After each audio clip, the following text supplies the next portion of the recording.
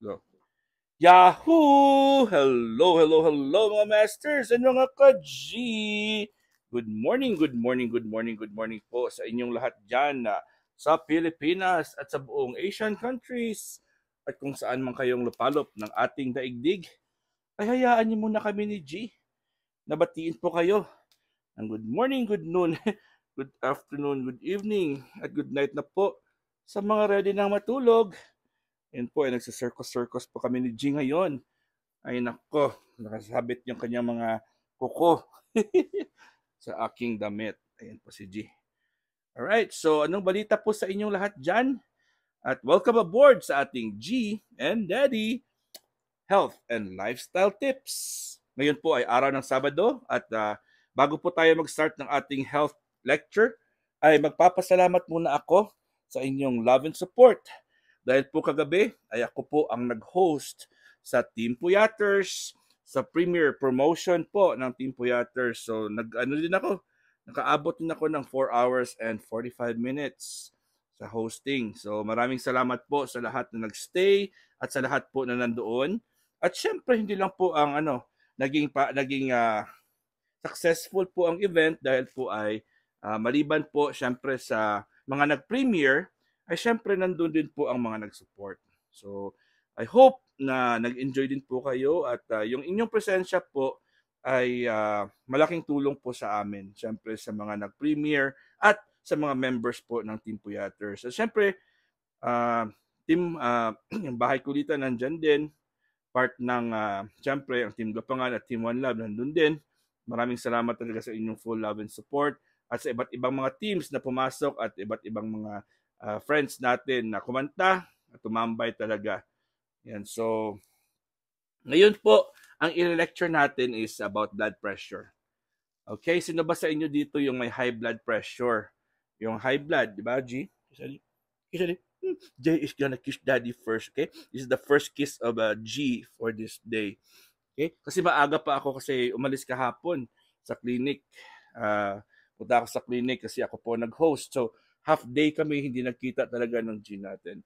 So, our lecture for today is about 12 causes of high blood pressure. Okay? 12 causes of high blood pressure po mga masters and mga ka-G. So, sabi po dito, some contributors to high blood pressure such as your age, edad, genetics, ay 'di ba pagkapanganak mo, kung ano yung sa parents mo, yung lolo, lola mo, pwede mong imana yan, manahin yan. Okay? Or an underlying condition may be beyond your control. So merong mga conditions kung minsan, like halimbawa, stress, o merong mga conditions na may tumubo na tumor sa inyong brain, or mga conditions po na hindi mo talaga akalain na mangyayari, di ba? Or hindi mo ini-expect. Okay? So, but there are several factors that you can control. Okay? So, ito pong itsura niya, ng tao. Okay? Your blood pressure is a gauge of how much pressure your blood flows. Blood flow creates in your arteries. So, sino na ba dito yung ma-experience na nakakuha na ng blood pressure or palagi pong kinukuha ng blood pressure, ng BP? Okay?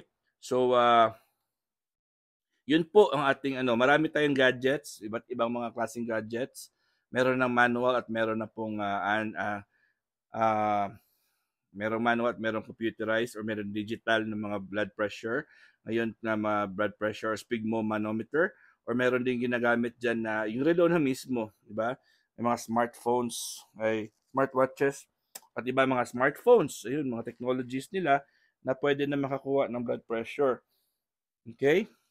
So, meron ding iba, mga gadgets, mga sing-sing, o ano dyan, mga smart na mga magamit ngayon. So, if it's too high, kung mataas po yung blood pressure mo, pwede itong mag-damage sa ating cardiovascular system. Malaki po ito ang mag-create na damage sa ating digestive system, ating cardiovascular system. Pasensya na. Si G kasi dito naglalaro sa akin. Kumikis-kis si G, oh. Di ba? Okay? So, hypertension or chronic high blood pressure. Oh my God, natanggal po ni G natin ang isa sa mga keyboards. Saan ba napunta ang keyboard? Natanggal ni G ang keyboard ng ating laptop, mga masters. So, yung letter D, natanggal po ni G natin yung keyboard. Oo, diba? Ilalagay ulit natin yan. Hindi naman mahirap balik yan. Ayan, bumalik na po. Okay? So, meron tayong ilaw-ilaw dito na linagay. Oh. Alright. So, sabi po dito ng ating sakit naman ng G natin. Dali, at ayusin ko na lang muna ito kasi si G natin, ang likot-likot talaga. Kasi pag hindi ko to inayos si G, mamaya yung aking buong katawan ay puno na naman ng scratches. Puno na naman ng scratches ang aking mga buong katawan. Alright, so sabi dito, ang hypertension po ay ang kondisyon, kumbaga chronic high blood pressure. Pag sinabi natin chronic ay more than 3 months or more, 6 months or more, matagal na po yan. At medyo palaging present yung symptoms sa iyo. Okay? So, it can increase your risk of certain complications such as heart attack or stroke. O, di ba? Paano ba? Bakit ba kailangan nating maging aware kung anong blood pressure natin? Kasi pag mataas po yan, ay medyo, very critical po yan sa ating heart. Okay? Sa Amerika naman dito, nearly 50% ng mga matatanda dito ay meron talagang high blood or hypertension.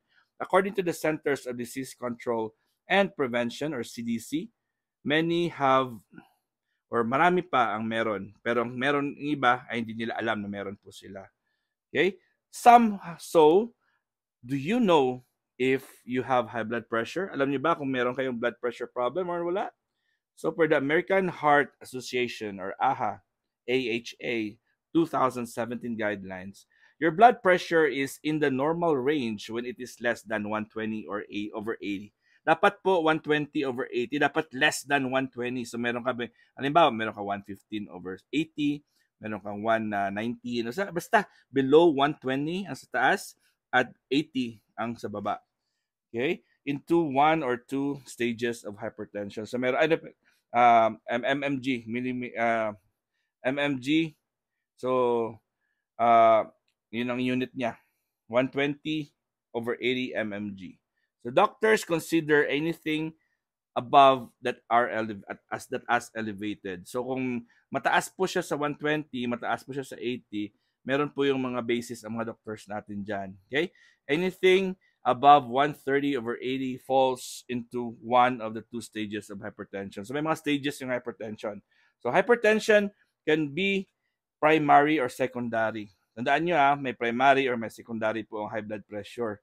Most cases of hypertension are primary or essential.